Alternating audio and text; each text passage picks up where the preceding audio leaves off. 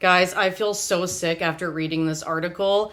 I'm actually sorry that I'm sharing it with you because it made me nauseous, but it's super important.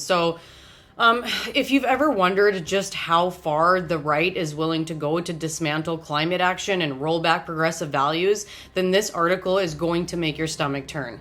This author attended the ARC, which is the Alliance for Responsible Citizenship. It's a conference, and it's a massive international gathering of powerful conservatives co-founded by Jordan Peterson, and what they witnessed was nothing sort of absolutely horrifying. This wasn't just another conservative conference, okay? It was a meticulously organized high-level strategy session designed to undermine climate action, human rights, and social progress. And the ARC is branding itself as a replacement for the World Economic Forum, but its real agenda is super clear. They want to prop up fossil fuel interests, undermine climate science, and push the world even further towards right-wing extremism. So the author describes stepping into a sea of well-dressed, powerful conservatives, fossil fuel executives, tech industry leaders, high-profile right-wing politicians who all came together so they can hear Jordan Peterson and others declare war on climate action and progressive politics. So Peterson basically stood confidently on that stage and proclaimed, "It's time to stop our obsession with carbon altogether." Yep, in 2025, as the planet faces record-breaking climate disasters, Peterson was proudly telling thousands of influential people that climate change doesn't matter. And what's worse than that is that his message was being met with, incredible applause. But you see, the climate denial was only part of the message because the conference was also filled with vile attacks on diversity, inclusion, and progressive values. Speakers ranted about Western civilization being under attack by immigrants and LGBTQ rights and feminism, and they preached a return to traditional family values, which in their world means white, Christian, heterosexual families with rigid gender roles. And it's not just fringe extremists that are talking like this. These were very powerful people. The room was filled with Canadian politicians like Leslyn Lewis and Candace Bergen and oil execs and tech leaders from companies like Microsoft. This is not a fringe movement. These were very powerful people, and they are organizing globally. The author noticed how bizarrely orchestrated the whole event was. There were security guards there nicknamed White Coats, and they roamed the conference ensuring that no outsider was disrupting the event. There was VIP sections for high-level oil execs and closed-door meetings for top-tier attendees, and a very cult-like devotion to Peterson's rhetoric. And attendees paid about $2,750 US just to be there.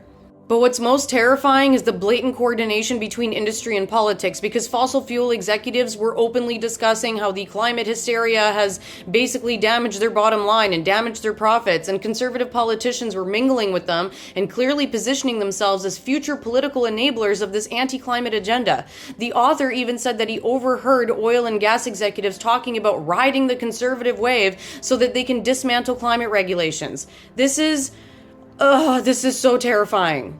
And then the author came to the realization that this is so much more than just their climate denial agenda. This is about full-scale culture war. Peterson and his allies painted climate action, feminism, LGBTQ rights, and diversity as part of the cultural decline of the West. And their solution was more fossil fuels, less diversity, less social progress, and more authoritarian leadership.